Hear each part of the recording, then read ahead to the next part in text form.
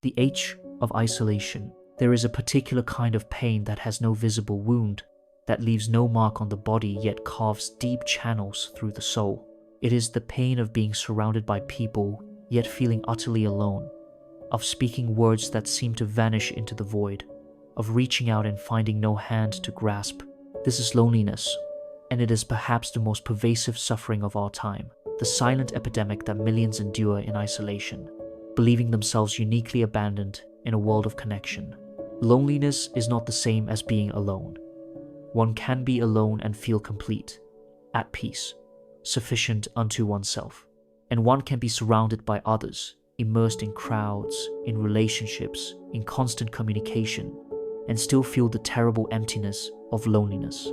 It is not about physical proximity, but about psychological and spiritual distance, about the unbridgeable gap between self and other, about the feeling that no one truly sees you, knows you, understands the reality of your inner world. The German philosopher Martin Buber distinguished between I-it relationships and I-thou relationships. It is when we relate to others as objects, as means to our ends, as surfaces without depth. I-thou is when we encounter another person in their fullness, in genuine presence, in mutual recognition. Loneliness is the state of having only I-it relationships or no relationships at all, of being known only as a function, a role, a surface, never as the complex, struggling, yearning consciousness we actually are. Why are we lonely? Why, in an age of unprecedented connectivity, of social media and instant communication, of billions of people accessible at the touch of a screen, why do we feel more isolated than ever? What is this ache telling us? What does it reveal about human nature, about our need for connection, about the ways we fail to truly meet each other? The psychology of loneliness is the study of disconnection in a species wired for connection. Part 2, 1000 words. The nature of loneliness, psychological foundations. To understand loneliness, we must first distinguish it from solitude. Solitude is chosen isolation, the deliberate withdrawal from social contact for purposes of reflection, creativity, rest, or spiritual practice. Solitude can be nourishing, restorative, essential for psychological health. The person in solitude may be physically alone, but does not feel lonely because they maintain a sense of connection to themselves, to their inner world, and often to a broader sense of meaning or purpose that transcends immediate social contact. Loneliness, by contrast, is unchosen, unwanted, a state of painful disconnection that persists despite desire for connection. It is not simply the absence of others, but the absence of meaningful connection, of being seen and understood, of mattering to someone, of existing in someone else's awareness as more than a passing presence. Loneliness is the feeling that you could disappear and no one would truly notice or care, that your inner world is invisible, that the person you actually are exists in isolation with no witness. The psychologist John Cacioppo, who spent decades researching loneliness, described it as a signal like hunger or thirst or pain.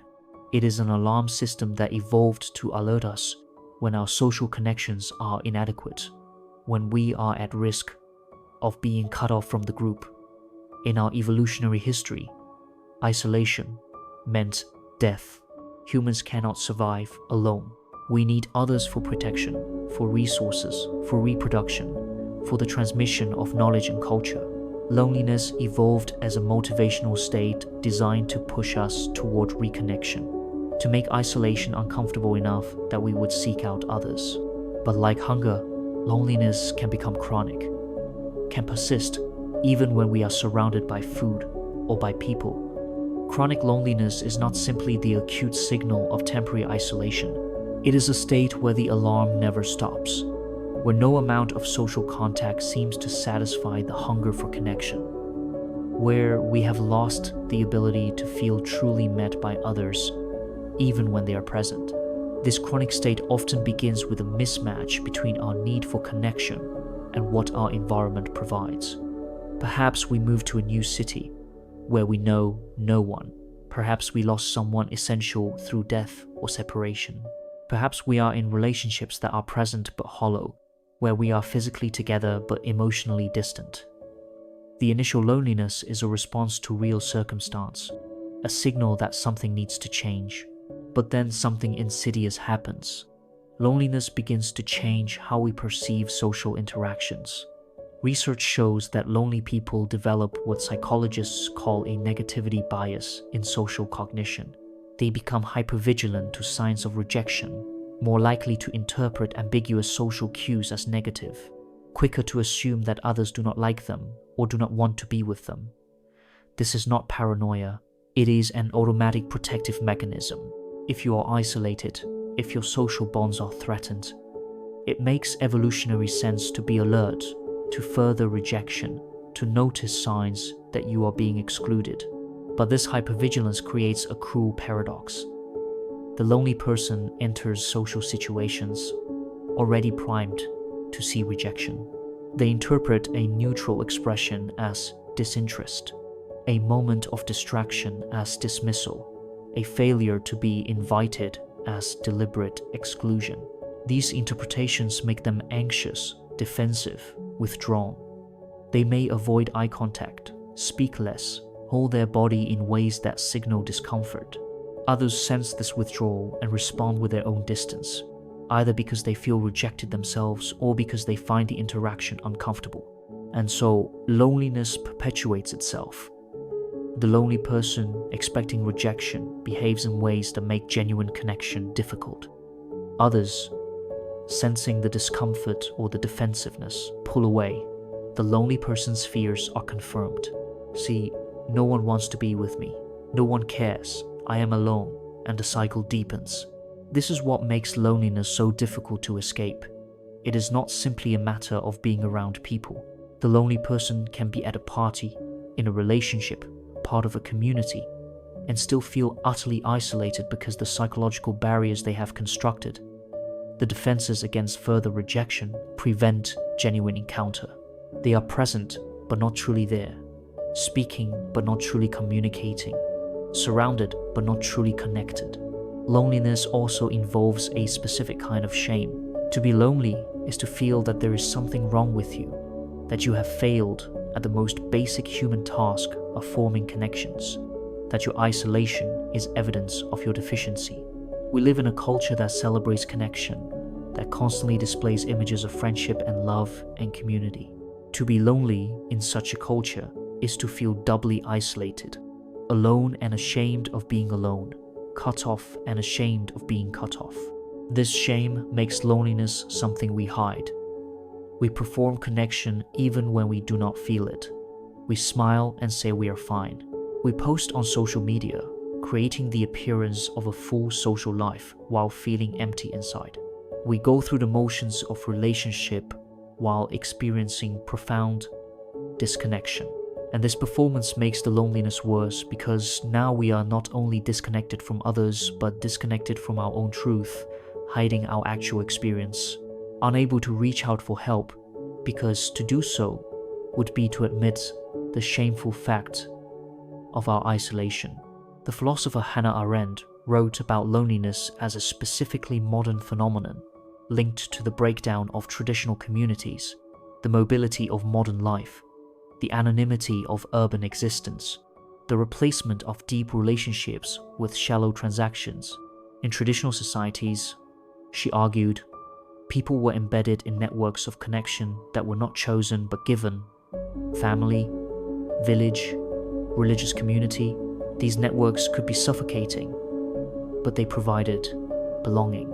Modern freedom has liberated us from these constraints, but it has also left many of us adrift, responsible for creating our own connections in a world where connection is no longer guaranteed. This is the paradox of modern loneliness. We have more freedom, more mobility, more opportunities to connect with people across the globe, and yet we are lonelier than ever. We have gained autonomy but lost belonging. We have expanded our network but lost depth. We have connection, but not intimacy. Loneliness and the shadow, the hidden self. Carl Jung understood that we are never truly alone because we carry within us the entire psyche, vast territories of the unconscious, complexes and archetypes and memories and possibilities. But this internal richness can become a source of loneliness when we lose access to it, when we become strangers to ourselves, when the parts of ourselves we have disowned create an internal isolation that mirrors our external disconnection. The shadow, everything we have rejected and pushed into the unconscious, plays a crucial role in loneliness. When we hide aspects of ourselves, when we present only the acceptable persona to the world, when we perform a version of ourselves we think will be lovable while keeping our actual self concealed, we guarantee our own loneliness. Because even if people accept the persona, even if they like the mask, we remain unseen.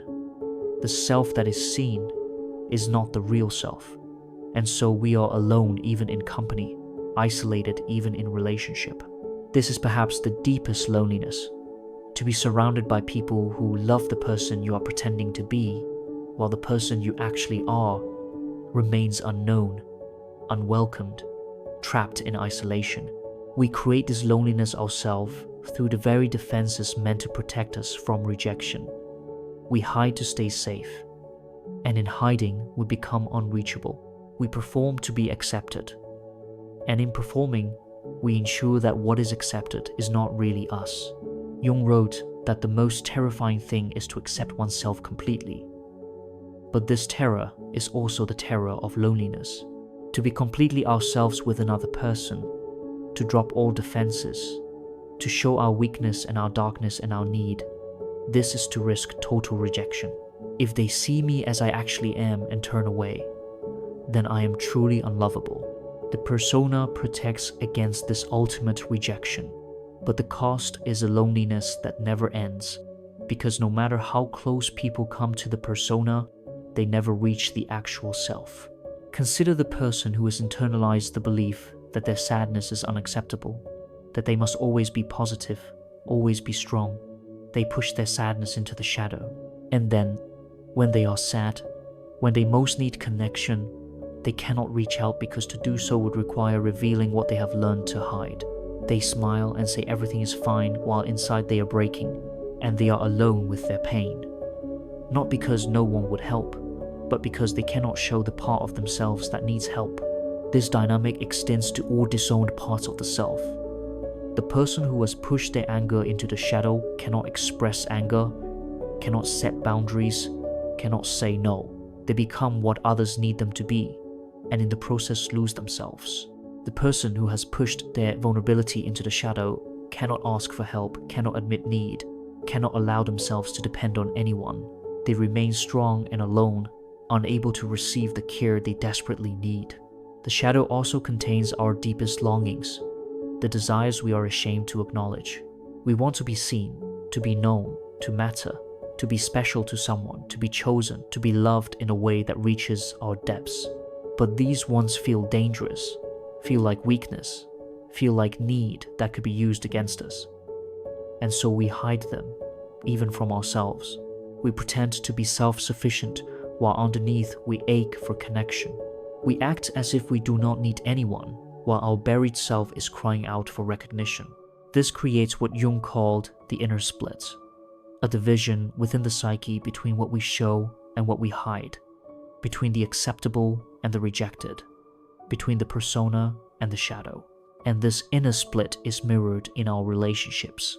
We remain divided from others in the same way we are divided from ourselves. We cannot be intimate with others when we are not intimate with ourselves. The lonely person is often someone who has lost connection to their own depths, who lives on the surface of themselves, going through the motions, performing the expected roles, but cut off from the rich inner world that could nourish them even in solitude. They do not know themselves. And if they do not know themselves, how can they be known by others? What would they even share if someone asked to truly understand them? This internal loneliness, this disconnection from self, is sometimes more painful than external isolation. At least when we are physically alone, but connected to ourselves, we have company. We can be with our thoughts, our feelings, our imagination, our inner dialogue. But when we are disconnected from ourselves, when the shadow has grown so large and so denied that we no longer know who we are, then we are alone even when with ourselves. There is no refuge, no inner home to return to. Jung believed that the work of individuation, of becoming whole, requires integrating the shadow, bringing the disowned parts back into consciousness, accepting what we have rejected. This is also the work of overcoming loneliness. We must become willing to know ourselves, all of ourselves, even the parts we are ashamed of, even the parts we fear will make us unlovable. We must risk being seen as we actually are rather than as we think we should be. This is terrifying because it means giving up the control the persona provides. If we show ourselves and are rejected, we have no defense, no explanation that it was only the mask that was rejected. But it is also liberating because if we are accepted as we actually are, the acceptance is real, the connection is real, the loneliness can actually be touched by genuine encounter. The paradox is that we must first connect with ourselves before we can truly connect with others. We must know our own shadow, accept our own disowned parts, become willing to be who we are before we can offer that authentic self to another person. The lonely person who rushes into relationships hoping the other person will cure their loneliness often discovers that the loneliness persists because they are still hiding, still performing, still not truly there. Loneliness is often a call from the shadow, from the disowned self that wants to be integrated, wants to be brought into consciousness, wants to be accepted. The pain of loneliness is partly the pain of self-rejection, of internal exile, of having locked away parts of ourselves and lost the key.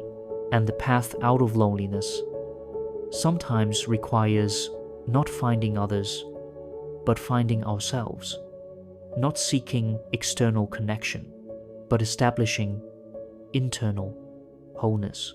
The mechanism of loneliness, how connection breaks. The breakdown of connection rarely happens suddenly. It is a gradual process, a slow erosion of intimacy that often goes unnoticed until the gulf between people has become too wide to bridge. Understanding this mechanism is crucial because it reveals both how we become lonely and how we might find our way back to connection. Connection requires vulnerability, the willingness to be seen, to share our inner world, to risk being misunderstood or rejected. But vulnerability is terrifying because it means giving others the power to hurt us. And so we develop what psychologists call protective strategies, ways of being in relationship that minimize risk but also minimize genuine encounter. We share information but not feelings. We discuss ideas but not fears. We present achievements but not struggles. We remain friendly but not intimate. These strategies work in the short term. They protect us from immediate rejection, from the pain of being seen and judged, from the vulnerability of needing others. But over time, they create distance. The relationships we have are real in the sense that they exist, that we interact, that we spend time together, but they are not deep. They do not touch the loneliness because the lonely self, the struggling self, the vulnerable self remains hidden and therefore unreached. The mechanism often begins with a wound, an experience of reaching out and being rejected, of sharing vulnerability and having it dismissed or used against us, of trusting and being betrayed. This wound teaches us that openness is dangerous, that showing ourselves leads to pain. And so we close, we protect, we build walls. The walls keep out the pain, but they also keep out the possibility of genuine connection. British psychoanalyst John Bowlby's attachment theory reveals how early experiences of connection shape our capacity for intimacy throughout life. Children who experience secure attachment, who learn that reaching out brings comfort, that vulnerability is met with care, develop an ability to form close relationships as adults. But children who experienced insecure attachment, who learned that needing others leads to rejection or inconsistent response, often struggle with intimacy.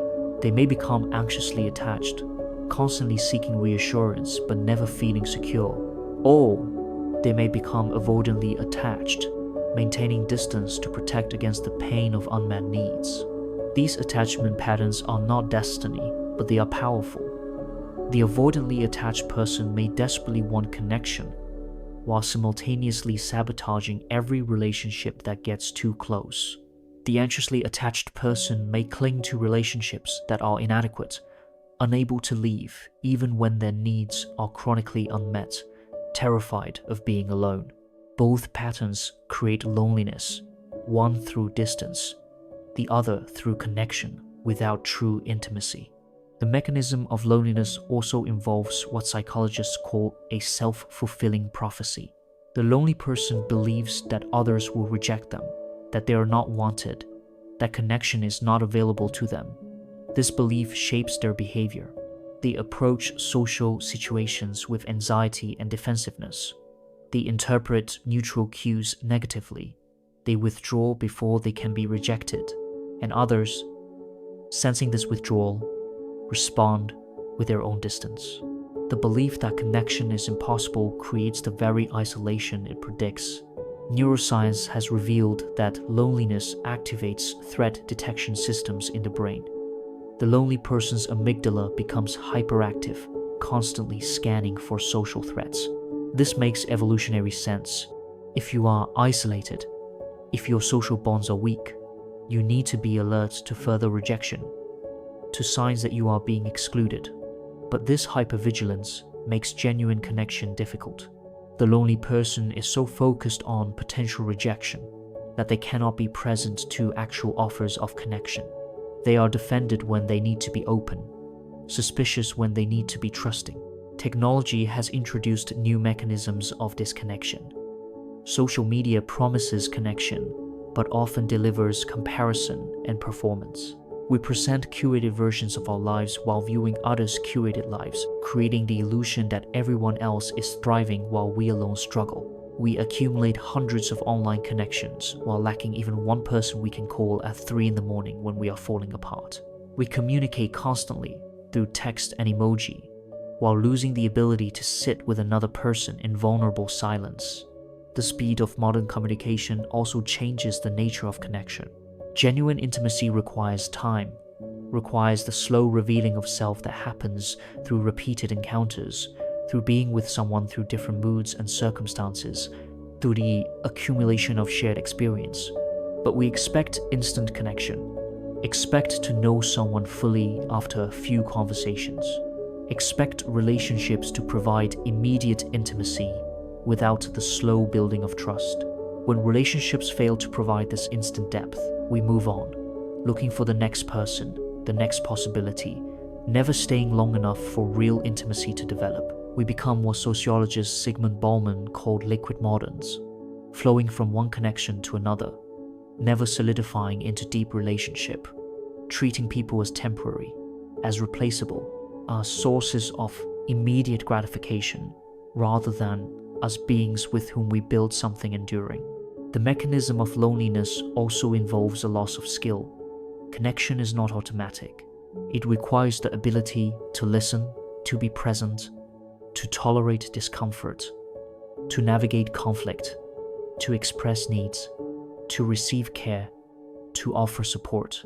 These are skills that develop through practice, through growing up in environments where they are modeled and taught. But many people never learned these skills. They never saw healthy intimacy, never learned how to fight constructively, never learned how to ask for what they need, or how to give what others need. Without these skills, relationships become sources of frustration rather than connection. Conflicts escalate rather than resolve. Needs go unspoken and unmet. Resentments accumulate. Distance grows. And the person concludes that relationships do not work, that they are better off alone, that connection is not worth the pain. They withdraw, not recognizing that the problem is not relationship itself, but the lack of skills to navigate relationship successfully. The breakdown of community structures has also contributed to mechanisms of loneliness. Previous generations lived in smaller, more stable communities where connection was built into the structure of daily life. You saw the same people at church, at the market, at community events. Relationships formed through proximity and repetition rather than through deliberate choice. But modern life is fragmented. We live in one place, work in another, socialize in yet another. We move frequently. We interact with hundreds of people superficially rather than dozens deeply. Loneliness and identity. The existential void. The existentialists understood that loneliness is not merely a social problem, but a fundamental condition of human existence. We are, each of us, trapped in our own consciousness, unable to fully merge with another, unable to truly know what it is like to be someone else, unable to escape the prison of subjectivity. This existential loneliness is not something that can be cured through more friends or better relationships. It is the basic structure of being human. The fact that we are ultimately alone in our experience of existence.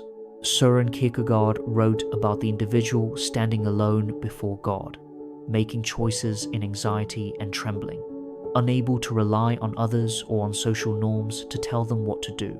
This solitary self, responsible for its own existence, choosing its own meaning, is both terrifying and liberating. We are free, but we are free alone.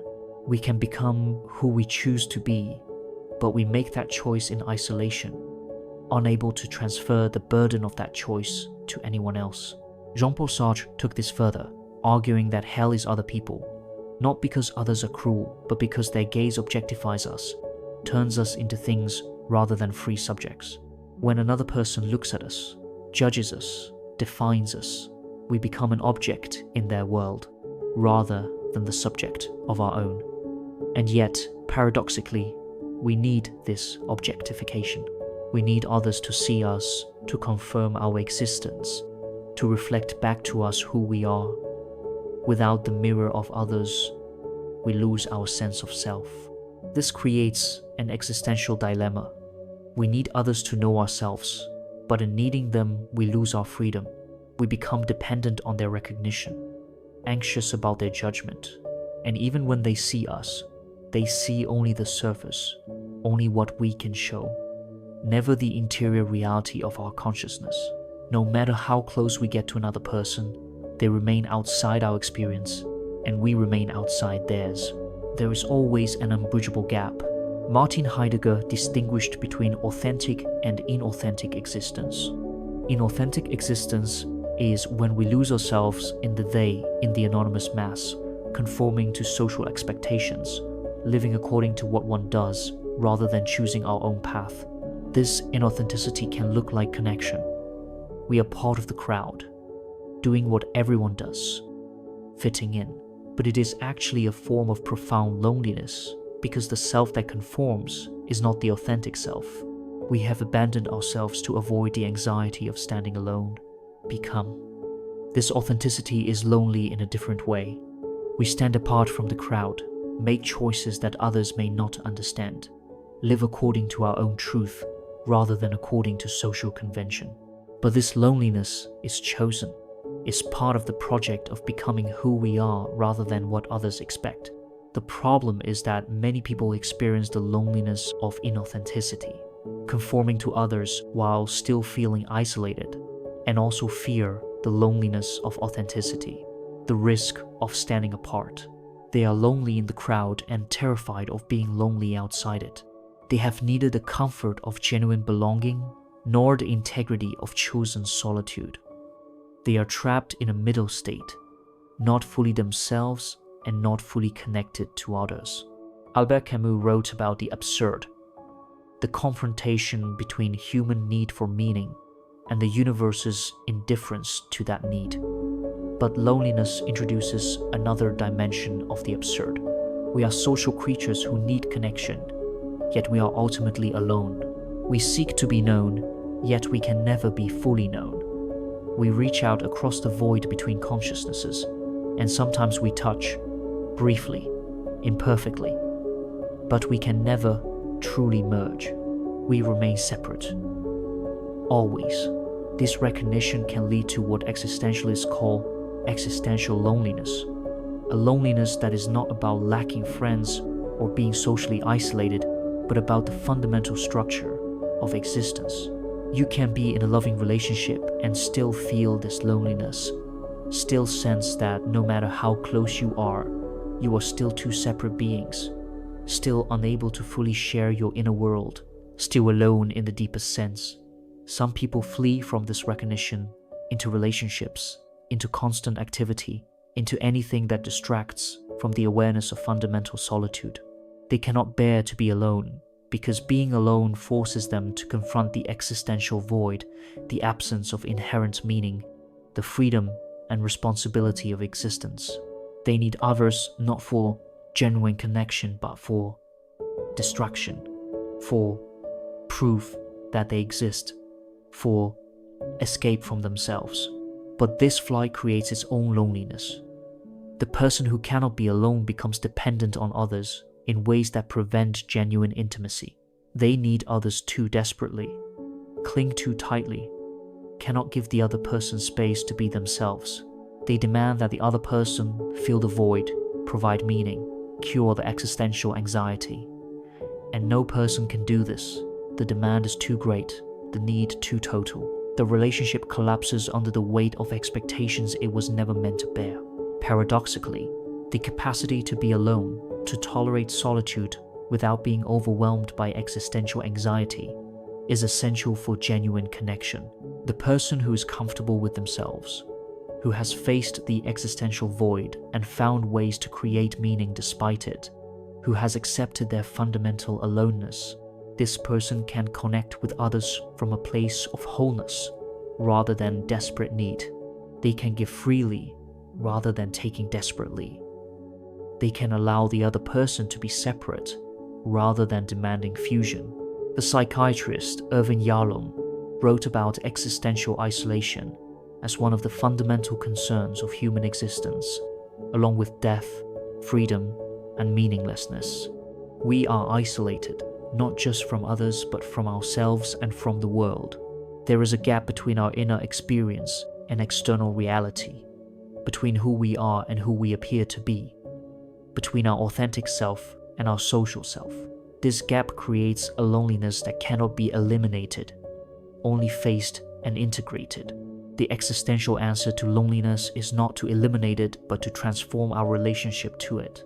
We accept that we are, in some fundamental sense, alone. We accept that no relationship will completely cure this aloneness, that no amount of connection will eliminate the existential gap between self and other. And in accepting this, paradoxically, we become free to connect authentically, without the desperate need that makes genuine connection impossible.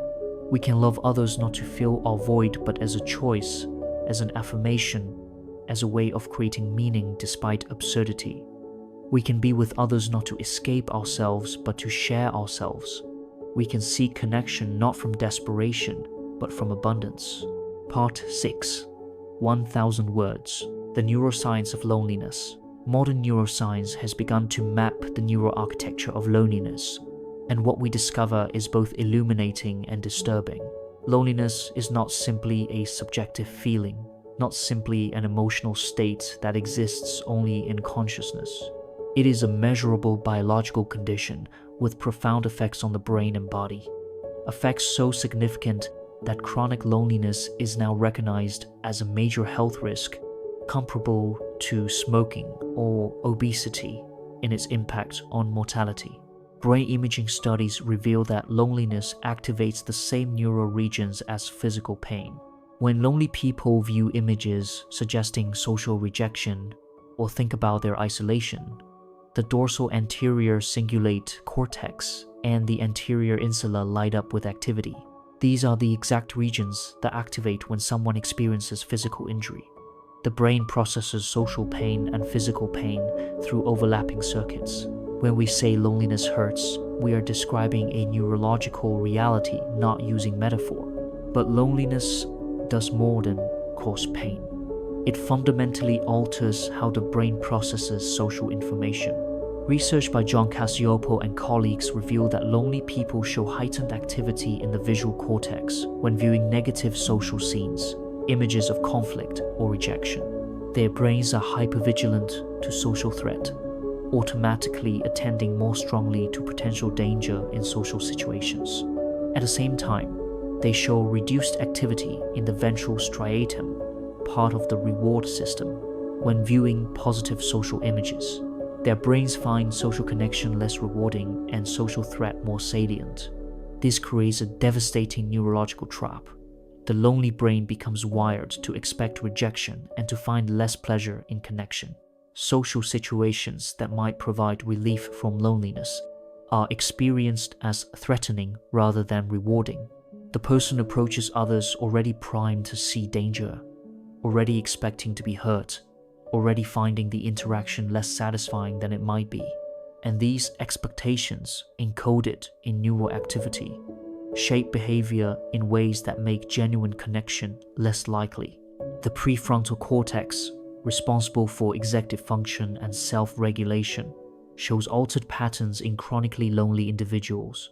They exhibit reduced activity in regions associated with understanding others' mental states, with perspective taking, with theory of mind. This is not because lonely people lack these capacities. It is because loneliness alters the neural processing of social information in ways that make these capacities harder to access. The lonely person wants to connect, but their brain makes connection more difficult.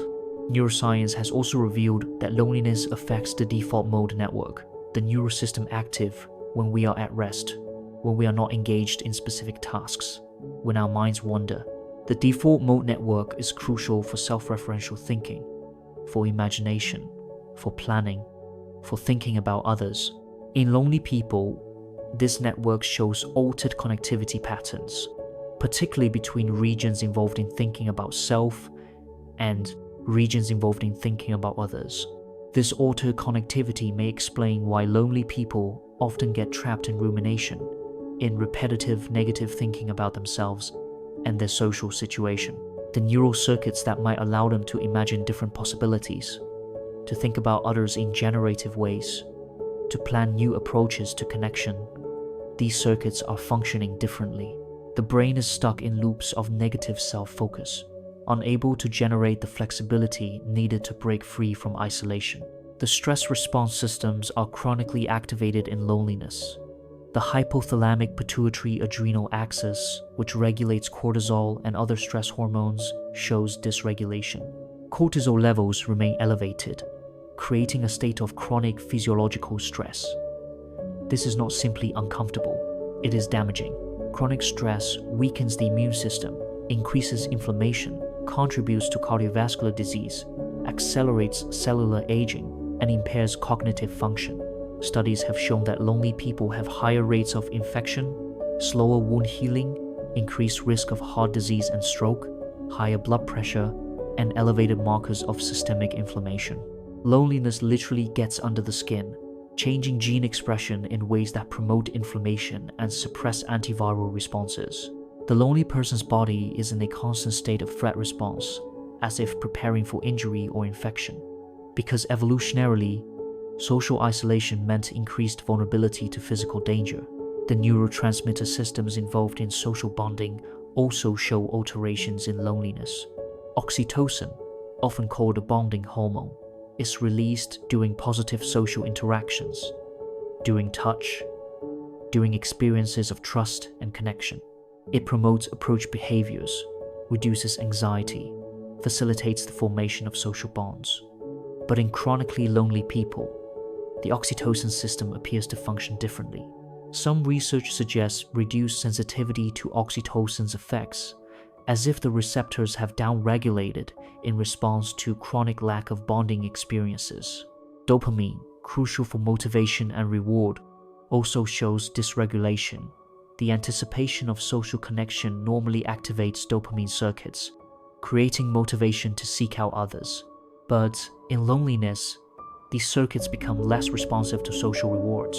The person loses motivation to reach out, to try to connect, because their brain no longer finds the anticipation of connection rewarding. They are caught in a state of wanting connection while lacking the neurochemical drive that would push them toward it. Sleep, which is crucial for brain function and emotional regulation, is profoundly disrupted by loneliness. Lonely people report poorer sleep quality, more difficulty falling asleep, more night wakings, less restorative sleep. Brain imaging during sleep shows altered patterns in lonely individuals, with increased activity in regions associated with threat detection even during sleep. The lonely brain cannot fully rest because it remains vigilant, scanning for social threats even in unconsciousness. This sleep disruption creates another vicious cycle. Poor sleep impairs emotional regulation, makes social interactions more difficult, reduces the cognitive resources needed to navigate complex social situations. The lonely person becomes more irritable, more anxious, less capable of the flexible thinking needed to break free from isolation. And the poor sleep quality combined with chronic stress further damages health, creating a downward spiral. Perhaps most significant is what neuroscience reveals about the plasticity of these changes. The lonely brain is not permanently altered. When loneliness is reduced, when meaningful connections are formed, the neural patterns can shift. The hypervigilance to threat can decrease. The reward response to social connection can increase.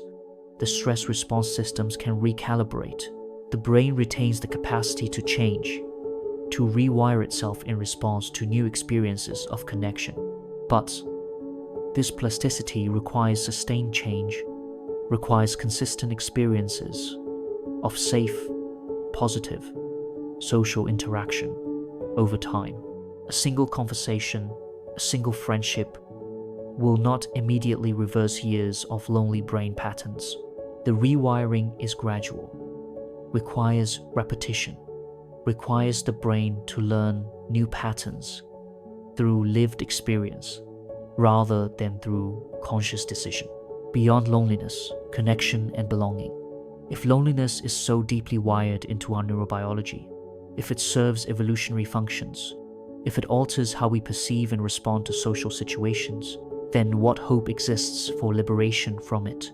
This is the question that haunts anyone who has felt loneliness's grip, who has watched it consume years of their life, who has tried repeatedly to connect and found themselves still isolated. The answer is neither simple nor immediate, but it begins with a paradox.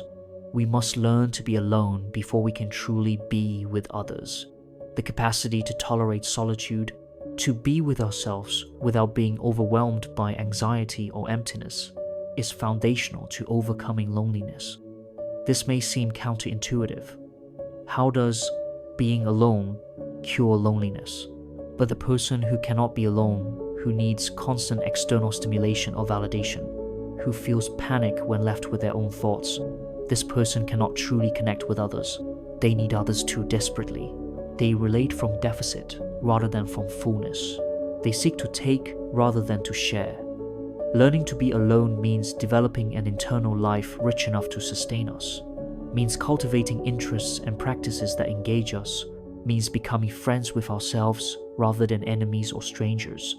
It means sitting with discomfort without immediately seeking distraction. It means learning that being alone is not the same as being lonely, that solitude can be nourishing rather than terrifying. But this is only half the work. We must also develop the capacity for genuine vulnerability, for allowing ourselves to be seen as we actually are, rather than as we think we should be. This requires facing the fear that drives our protective strategies, the belief that our authentic self is unacceptable, that if people truly knew us, they would reject us. We must risk showing ourselves despite this fear, must choose connection over safety. This vulnerability cannot be indiscriminate. We cannot be open with everyone, cannot trust blindly, cannot expect all relationships to be safe for our deepest sharing. But we must be willing to take the risk with some people, must identify those who have earned trust through their actions, through their own vulnerability, through their capacity to hold our truth without judgment or exploitation. One genuine relationship, one person with whom we can be fully ourselves, can transform loneliness more effectively than dozens of superficial connections. The psychologist Carl Rogers wrote about unconditional positive regard, the experience of being accepted without condition, of being valued simply for existing rather than for performing or achieving. This kind of acceptance is rare, perhaps impossible in its pure form, but approximations of it, relationships where we are loved despite our flaws, where our struggles are met with compassion rather than judgment, where we can fail without being abandoned, these relationships heal the wounds that create loneliness. But we cannot simply wait for such relationships to appear. We must also learn to offer this acceptance to others, to create the kind of presence that invites others to be genuine with us. This means learning to listen without immediately trying to fix or advise, to be present to another's pain without making it about ourselves, to hold space for another's truth even when it makes us uncomfortable. Connection is reciprocal. The person who wants to be deeply known must also be willing to deeply know another. Community also matters, not just intimate relationships. Belonging to something larger than ourselves, participating in shared activities, contributing to purposes beyond our individual concerns, these create a different but essential kind of connection. The person who volunteers, who joins groups around shared interests, who participates in religious or spiritual communities, who engages in collective action, these people often experience less loneliness, even if they do not have intimate friendships, because they have found a place in a larger whole. But modern community must be deliberately created in ways that previous generations did not need to create it. We must choose to show up repeatedly, to build relationships through accumulation of shared time and experience, to commit to groups and places and people despite the inconvenience, despite the pull of easier solitary pursuits. Community forms through consistency, through the slow building of trust that comes from seeing the same people in different contexts, through being present for others and allowing them to be present for us. Technology can support connection, but cannot replace it. Video calls can maintain relationships across distance. Online communities can connect people with shared experiences who might never find each other in physical proximity. But these connections work best as supplements to or bridges toward embodied interaction. We are physical beings. We read each other through subtle cues of body language, through tone of voice, through the ineffable presence that can only be transmitted through sharing physical space.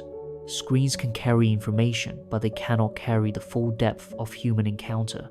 The practice of self-compassion, developed by researcher Kristen Neff, is also crucial in overcoming loneliness.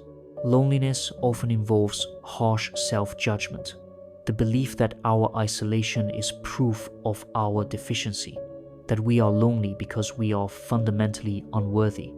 Self-compassion offers a different response.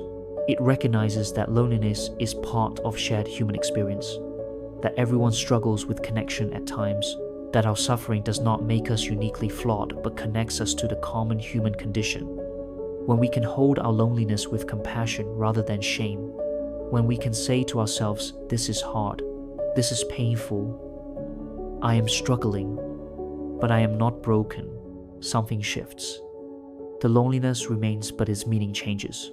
It is no longer evidence of our unworthiness, but simply a difficult state we are experiencing, one that will change, one that others understand because they too have felt it.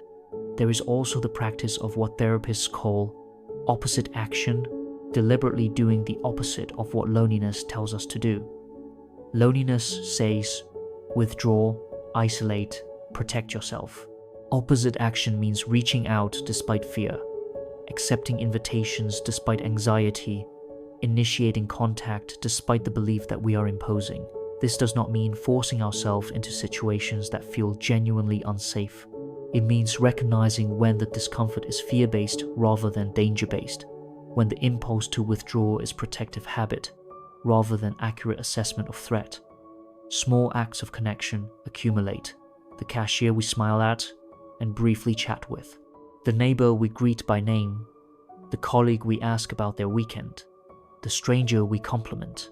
These micro moments do not create intimate friendship, but they create a sense of being part of the human community, of being seen, and of seeing others. They practice the muscles of connection that have atrophied through disuse. Conclusion: the psychology of loneliness reveals one of the central paradoxes of human existence. We are social creatures who need connection, yet we are also fundamentally separate, trapped in individual consciousness, unable to fully merge with another. We can reduce loneliness but cannot eliminate the existential solitude that is part of being human. And this is not defeat. It is acceptance of reality. Loneliness is not simply about being without others. It is about being without genuine connection, about hiding ourselves, about relating from surfaces while our depths remain untouched. It is about the gap between the person we show to the world and the person we actually are, about the isolation that comes from being known only as a persona, never as a whole self. But loneliness is also a signal, an alarm that something needs to change. It tells us we need connection, that we cannot thrive in isolation, that we are off course in some fundamental way. The question is whether we will listen to the signal or try to numb it, whether we will do the work of genuine connection or settle for the appearance of it. The path out of loneliness is not easy. It requires vulnerability, requires risking rejection, requires showing ourselves despite fear. It requires developing the capacity to be alone without being overwhelmed. It requires building relationships slowly, through consistency and presence, through mutual revelation and mutual acceptance. It requires community, requires contributing to something beyond ourselves, requires finding our place in a larger whole. Most fundamentally, it requires recognizing that loneliness is not evidence of our unworthiness, but evidence of our humanity. Everyone feels lonely. Everyone struggles with connection. Everyone hides parts of themselves and then suffers from not being fully known. You are not uniquely broken. You are human, experiencing one of the most common forms of human suffering. The loneliness epidemic of our time is not primarily about lacking people to interact with. It is about lacking depth in those interactions, about sacrificing intimacy for convenience, about connecting through screens rather than through presence, about performing connection rather than risking genuine encounter. We have more ways to communicate than ever before, yet we struggle to truly meet each other, to be vulnerable, to allow ourselves to need and to be needed. But within this crisis lies an opportunity. The recognition that many of us are lonely, that this is a shared struggle rather than an individual failing, can itself be a form of connection. We are alone together. And in that togetherness, in that shared vulnerability, lies the possibility of something different, of communities built on authenticity rather than performance, of relationships that honor depth over breadth, of encounters that risk genuine meeting rather than settling for pleasant surfaces. We are not our loneliness. We never were. We are the consciousness that can witness loneliness, that can understand its origins, that can choose to respond to it differently. We can feel lonely and still reach out. We can be afraid and still be vulnerable. We can have been rejected before and still risk connection again. This capacity for choice, for agency, in the face of fear, is what makes us human, and it is what makes belonging possible. If this exploration of loneliness has helped you see your own struggles with connection differently, if you recognize that you are not alone in feeling alone, then something important has shifted. Loneliness thrives in the belief that we are uniquely isolated, that everyone else has figured out connection while we alone struggle. This is a lie. Subscribe to this channel if you seek content that explores the difficult truths of human psychology with depth and compassion, that does not offer quick fixes but invites genuine understanding of our shared struggles. Share this with someone who might be feeling lonely, who needs to know that their isolation is not evidence of their unworthiness, but part of the human condition we all navigate. Leave a comment, sharing your own experiences with loneliness, with what has helped you find connection, with what you continue to struggle with. This community exists for those willing to speak honestly about the difficult aspects of being human, to bring light to what is usually hidden, to find solidarity in shared vulnerability. Remember, you can be lonely and still be worthy of connection. You can struggle with intimacy and still be deserving of love. You can feel isolated and still belong to the larger human community that knows this struggle intimately. The path out of loneliness begins not with having all the answers, but with being willing to ask the questions, to risk reaching out, to believe that connection is possible even when it feels impossibly distant. You are not alone in your loneliness, and that paradox is where healing begins.